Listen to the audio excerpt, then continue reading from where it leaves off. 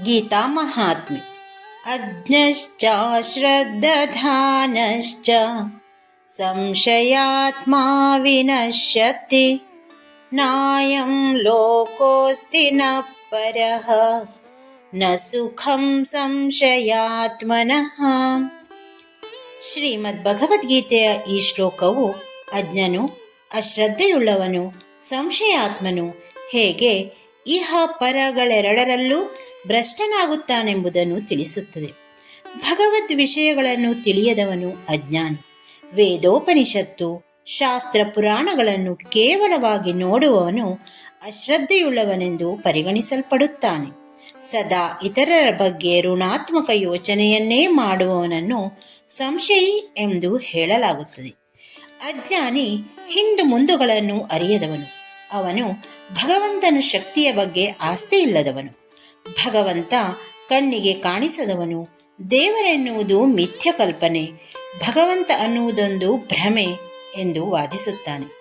ದೇವರನ್ನು ಭ್ರಮೆಯೆಂದು ಹೇಳುವ ನಾಸ್ತಿಕನಾದ ಆತನು ವೇದಗಳಲ್ಲಿ, ಪುರಾಣಗಳಲ್ಲಿ, ಉಪನಿಷತ್ತುಗಳಲ್ಲಿ ಹೇಳಿರುವ ನೈತಿಕ ಬದುಕಿನ ಜ್ಞಾನಾಂಶಗಳನ್ನೂ ಸ್ವೀಕರಿಸದೆ ಅವುಗಳಲ್ಲಿ ಅಸಡ್ಡೆ ಹೊಂದುವುದು ಸಹಜ. ಇನ್ನು ಸಂಶಯಿಯಾದವನಿಗೆ ಆತ್ಮ, ಜೀವಾತ್ಮ ಮತ್ತು ಪರಮಾತ್ಮಗಳ ಬಗ್ಗೆಯೂ ನಂಬುಗೆ ಇಲ್ಲ. ಆತನ ಹೃದಯದಲ್ಲಿ ಸಂಶಯದ ವಿಷ ಬೀಜ ಮೊಳೆತು ಬಲಿತಿರುತ್ತದೆ. ಅಲ್ಲಿ ಅಮೃತಪಾಯವಾದ ಭಗವಂತನಿಗೆ ಜಾಗವಿಲ್ಲ. ದೇವನಿಲ್ಲದ ಮನದೊಳಗೆ ದಾನವತ್ವ ಕುಣಿದು ಕುಪ್ಪಳಿಸುತ್ತದೆ. ಇದರಿಂದಾಗಿ ಆತ ಅನಾಚಾರವಂತನಾಗುತ್ತಾನೆ. ಜ್ಞಾನವಂತರನ್ನು, ಭಗವಂತನ ಮೇಲೆ ನಂಬಿಕೆಯುಳ್ಳವರನ್ನು, ಎಲ್ಲರೊಡನೆ ವಿಶ್ವಾಸ ಹೊಂದಿರುವವರನ್ನು ಮಾತ್ರ ಸಜ್ಜನರಾದವರು ಸ್ವೀಕರಿಸುತ್ತಾರೆ. ಅಜ್ಞಾನಿ, ನಾಸ್ತಿಕ ಮತ್ತು ಅಶ್ರದ್ಧೆ ಉಳ್ಳವರನ್ನು ಸಜ್ಜನರು ಖಂಡ ತುಂಡವಾಗಿ ತಿರಸ್ಕರಿಸುತ್ತಾರೆ. ಅವರಿಗೆ ಯಾವುದೇ ಪ್ರೀತ್ಯಾಧಾರವನ್ನಾಗಲಿ ಮರ್ಯಾದೆಯನ್ನಾಗಲಿ ನೀಡುವುದೇ ಇಲ್ಲ. ಕೆಲವೊಮ್ಮೆ ಇಂತಹವರ ಕೈಯಲ್ಲಿ ಅಧಿಕಾರವಿರುವುದೂ ಇದೆ.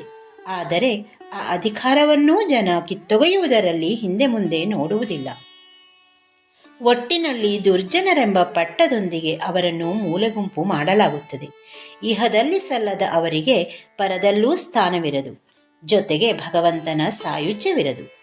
ಪಾಪದ ಮೂಟೆಯನ್ನು ಬರಿದು ಮಾಡಲು ಅವನಿಗೆ ಮತ್ತೆ ಮತ್ತೆ ಮರುಹುಟ್ಟು ಇರುತ್ತದೆ. ಪುಣ್ಯಾತ್ಮನಿಗೆ, ಜ್ಞಾನಿಗೆ, ಆಧ್ಯಾತ್ಮಿಗೆ ಇಹದಲ್ಲೂ ಪರದಲ್ಲೂ ಸುಖವಿರುತ್ತದೆ. ಆದುದರಿಂದ ನಾವೆಲ್ಲರೂ ಸಂಶಯರಹಿತ ಮತ್ತು ಕೊಳೆರಹಿತ ಸುಜ್ಞಾನಿಗಳಾಗಬೇಕೆಂಬ ಸಂದೇಶವನ್ನು ಭಗವಾನ್ ಶ್ರೀಕೃಷ್ಣನು ಲೋಕಕ್ಕೆ ನೀಡಿರುವನು. ಹರಿ ಓಂ.